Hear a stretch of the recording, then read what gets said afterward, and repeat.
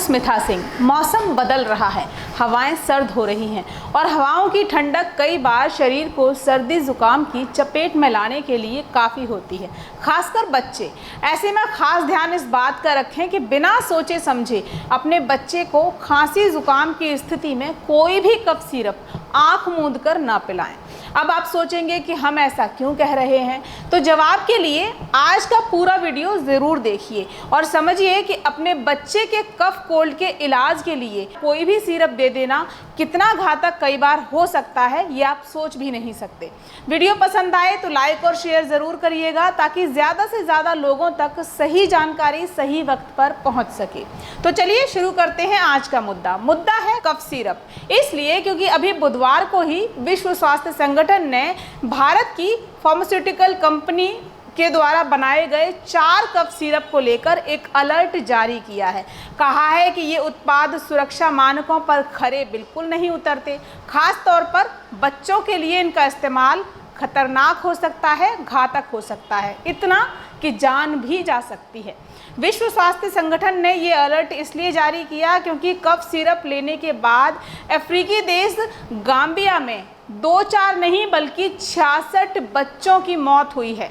इन सभी बच्चों की मौत किडनी खराब होने से हुई है, यानी मौतों का पैटर्न एक जैसा रहा है। उम्र भी सभी बच्चों की 5 साल से नीचे बताई जा रही है और ये बच्चे कफ सिरप लेने के 3 से 5 दिन में बीमार पड़ रहे थे।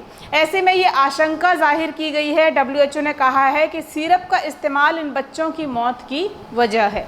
वो 4 कफ सिरप कौन से हैं, पहले ये भी जान लीजिए। पहली है प्रोमेथazine ओरल सॉल्यूशन, दूसरी है मैकॉफ बेबी कफ सिरप, तीसरी है कोफेक्समोलिन बेबी कफ सिरप और चौथी है मैग्रिप एंड कोल्ड सिरप। WHO का कहना है कि इन कफ सिरप में डायथेलिन ग्लाइकोल और एथिलीन ग्लाइकोल कंपाउंड्स की मात्रा इतनी ज़्यादा है कि इंसानों के लिए ये जानलेवा हो सकते हैं। इसीलिए विश्व स्वास्थ्य संगठन ने इन सिरप्स को लेकर मेडिकल प्रोडक्ट अलर्ट जारी किया है, क्योंकि इन कफ सिरप के इस्तेमाल से ही गाम्बिया में बच्चों की मौत बताई जा रही है। सिर्फ एक देश तक सीमित ये मुद्दा नहीं है, एक गंभीर मुद्दा है, बल्कि भारत के लिए भी ये एक गंभीर और चिंतन का विषय है, क्योंकि अपने देश में भी डायथेलिन ग्लाइकोल और एथिलीन ग्लाइकोल इन 2 कंपाउंड्स की वजह से ही कई बच्चों की मौत हुई है और बच्चों समेत करीब 33 जानें इन कंपाउंड्स वाली सिरप के इस्तेमाल से गई हैं।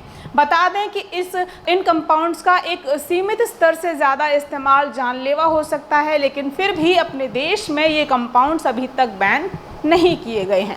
यहाँ आपको एक और बात बताती चलूँ कि इन दोनों कंपाउंड्स के बारे में है कि डायथेलिन ग्लाइकोल और एथिलीन ग्लाइकोल, इन दोनों ही कंपाउंड्स का दवाओं में इस्तेमाल अमेरिका और साथ साथ ऑस्ट्रेलिया, इन दोनों जगहों पर पूरी तरह से बैन है, पाबंद है, प्रतिबंध वहाँ पर है। जबकि ठीक इसके उलट यही दोनों कंपाउंड्स भारत में एक नहीं बल्कि 2 बार यानी 1986 और फिर 2020 में कई मौतों की वजह बन चुके हैं। 1986 में मुंबई के एक अस्पताल में कुछ पेशेंट्स को इलाज के दौरान ग्लिसरीन दिया गया था। इसके बाद किडनी फेलियर की वजह से वहां करीब 21 जो मरीज थे उनकी मौत हुई। जब जांच हुई तो पता चला कि उन्हें दिए गए ग्लिसरीन में डायथेलिन ग्लाइकोल था। अभी 2020 में भी चंडीगढ़ PGI के डॉक्टर्स ने सेंट्रल ड्रग अथॉरिटी से एक कफ सिरप कोल्ड वेस्ट को लेकर शिकायत की थी। इसी कफ सिरप के इस्तेमाल से जम्मू कश्मीर के उधम नगर में 12 बच्चों की मौत हुई थी। जांच में पता चला कि इस कफ सिरप में भी डायथेलिन ग्लाइकोल कंपाउंड मिला हुआ था, लेकिन आज तक उस सिरप को बनाने वाली कंपनी के खिलाफ कोई कार्रवाई नहीं हुई है। हाँ, हिमाचल की ड्रग अथॉरिटी ने कंपनी के जो दावा बेचने वाली कंपनी थी उसके खिलाफ ये कहा था कि फरवरी 2020 से उसकी दवाएं बैन हो जाएंगी। ये बैन ज़रूर लगाया गया था, लेकिन हिमाचल हाई कोर्ट ने ये कहते हुए ड्रग अथॉरिटी का आदेश खारिज कर दिया कि कफ सिरप के जिस बैच में डायथेलिन ग्लाइकोल मिला था उसके अलावा कहीं कोई गड़बड़ी उसकी दवाओं में नहीं मिली है। अभी गाम्बिया में हुई बच्चों की मौत को भी इन्हीं दो कंपाउंड्स के इस्तेमाल से जोड़कर देखा जा रहा है। इस मुद्दे पर बात करने की एक और बड़ी वजह, जैसा मैंने आपको पहले भी बताया, कि ये चारों कफ सिरप जिन्हें लेकर WHO ने अलर्ट जारी किया है, वो चारों ही सिरप कहाँ बनी है? भारत में। तो मुद्दे को लेकर भारत का विवादों में आना और इस विषय पर भारत का गंभीर होना, दोनों ही मुद्दे वाजिब हैं, लाजमी हैं। यहाँ एक और बड़ी बात ये कि चारों ही सिरप हरियाणा में बने हैं और जैसा कि दावा किया गया है कि इन्हीं कफ सिरप के इस्तेमाल से गाम्बिया में 66 बच्चों की जान गई है।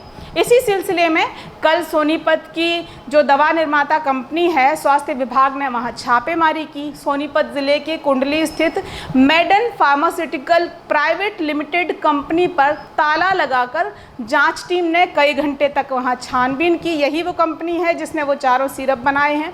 ऐसी भी खबरें सुनने में आई कि यहाँ जांच अधिकारियों को जांच में सहयोग नहीं किया गया और इसी वजह से स्वास्थ्य विभाग के अधिकारियों को सैंपल्स जुटाने में और दस्तावेज इकट्ठे करने में यहाँ काफ़ी मशक्क़त हुई और काफ़ी दिक्कतें उन्हें झेलनी पड़ी। फिलहाल ड्रग एसोसिएशन ने इस दवा कंपनी की सभी दवाओं की जाँच रिपोर्ट आने तक यहाँ की दवाओं की बिक्री पर रोक लगा दी है और कंपनी की ऐसी जो भी दवाएँ बाज़ार में बिक रही हैं, बाज़ार में उपलब्ध हैं, मौजूद हैं, उन्हें वापस मंगाने का काम भी शुरू कर दिया गया है। बता दें कि कुंडली स्थित Maiden pharmaceuticals private limited company के निदेशक नरेश गोयल और विवेक गोयल हैं, जो दिल्ली के निवासी बताए जा रहे हैं। इस कंपनी की स्थापना साल 1990 में हुई थी और साल 1992 में कुंडली में इसका प्लांट शुरू किया गया था, जहां पर 50 से ज़्यादा तरह की दवाइयां बनाई जाती हैं। कंपनी के पास इन दवाओं की एक्सपोर्ट का लाइसेंस भी है। तो गाम्बिया में भी चारों कफ सिरप कंपनी ने ही एक्सपोर्ट किए थे। कफ सिरप कौन से हैं? Promethazine oral solution, Macoff baby cough syrup, एक बार दोबारा से आपको बता रही हूँ, कॉफेक्समोलिन बेबी कफ सिरप और मैग्रिप एंड कोल्ड सिरप। ये 4 सिरप हैं जिनका निर्यात इसी कंपनी ने वहाँ पर किया था, जिनमें डायथिलीन ग्लाइकोल और इथिलीन ग्लाइकोल ये 2 कंपाउंड्स हैं जिनकी मात्रा तय मानक से ज़्यादा मिली है। ये कहना है विश्व स्वास्थ्य संगठन का और इन्हीं कंपाउंड्स की बढ़ी हुई मात्रा बच्चों की मौत की वहाँ वजह बनी है। अब कल हुई कार्रवाई के बाद अभी ये पुष्टि तो नहीं हुई है, ना ही जांच अधिकारियों ने ये साफ किया है कि सिरप का सेवन ही बच्चों की मौत की वजह रहा। हाँ, चारों सिरप के सैंपल्स लेकर रीजनल ड्रग टेस्टिंग लैब भेज दिए गए हैं टेस्टिंग के लिए। साथ ही सिरप्स के सैंपल्स जांच के लिए कोलकाता की सेंट्रल ड्रग लेबोरेटरी भी भेजे गए हैं, ताकि रिपोर्ट आने पर ये साफ हो सके कि गाम्बिया में मौत के मुंह में गए 66 बच्चों की मौत का वास्तविक असल कारण ये दवाएं थी या नहीं। यहाँ एक और बड़ी बात कि ये 4 सिरप जिन्हें लेकर WHO ने ये अलर्ट जारी किया है कि ये घातक हैं, वो भारत में इस्तेमाल नहीं हो रही है, सिर्फ एक्सपोर्ट इनका किया जाता है, मतलब अपने बाज़ार में इनका सेल ही नहीं है। ये एक बड़ी वजह है जिसके चलते WHO द्वारा सिरप्स को घातक बताए जाने वाले दावे हेल्थ मिनिस्ट्री ने पूरी तरह से अभी स्वीकार नहीं किया है, सही नहीं माना है। जब तक कि जांच रिपोर्ट में सही तथ्य सामने नहीं आ जाते, खुलासा नहीं हो जाता। साथ ही ये भी कहा गया है कि खुद WHO ने और CDSCO यानी central drug standard control organisation के साथ उन सिरप्स की डिटेल भी अभी तक शेयर नहीं की गई है। तो अभी ये पूरी तरह स्पष्ट नहीं है कि गाम्बिया में मारे गए 66 बच्चों की मौत की असल वजह भारत में बनी ये 4 सिरप हैं या नहीं। अब आपको बताते हैं कि जिन 2 कंपाउंड्स डायथिलीन ग्लाइकोल और एथिलीन ग्लाइकोल की सिरप में ज़्यादा मात्रा को बच्चों की मौत की वजह बताया जा रहा है, ये 2 कंपाउंड्स होते क्या हैं? डायथिलीन ग्लाइकोल जो कि एक सॉल्वेंट है जो ऑटोमोटिव इंडस्ट्री, एग्रोकेमिकल्स वगैरह में इस्तेमाल होता है। स्वाद बढ़ाने के लिए इसे कई खाद्य और पेय पदार्थों में भी इस्तेमाल किया जाता है। इसी तरह ये सिरप्स में भी इस्तेमाल होता है, लेकिन इसकी मात्रा के प्रति खास एहतियात बरतने की ज़रूरत होती है, क्योंकि इंसान के लिए ये दोनों ही जो कंपाउंड्स हैं जहरीले बताए गए हैं, घातक साबित हो सकते हैं एक तय मानक से ज़्यादा इस्तेमाल होने पर, क्योंकि प्रति किलो के हिसाब से इसकी महज 0.14 मिलीग्राम मात्रा ही पर्याप्त होती है। इससे ऊपर का इस्तेमाल घातक हो सकता है, जानलेवा हो सकता है। वैसे बच्चों के सिरप के लिए बतौर सॉल्वेंट प्रोपिलीन ग्लाइकोल का इस्तेमाल होता है, लेकिन इस कंपाउंड के मुकाबले डाइथिलीन ग्लाइकोल सस्ता पड़ता है, इसलिए फार्मा कंपनी इस कंपाउंड को ज़्यादा तवज्जो देती हैं। तो ये थी पूरी जानकारी उन 4 सिरप को लेकर जिनके इस्तेमाल से गाम्बिया में 66 बच्चों की मौत की बात विश्व स्वास्थ्य संगठन ने कही है, और साथ ही ये अलर्ट भी जारी किया है कि ये चारों कफ सिरप जो हैं वो घातक हैं। दोस्तों, यहाँ एक और ख़ास बात, ज़रूरी बात जो मैं आपको बताना चाहूँगी कि आप अपने बच्चों को हल्की फुल्की या कोई भी स्वास्थ्य समस्या होने पर या अपने आप को भी कभी भी कोई सिरप या दवा बिल्कुल खुद की सलाह पर ना दें।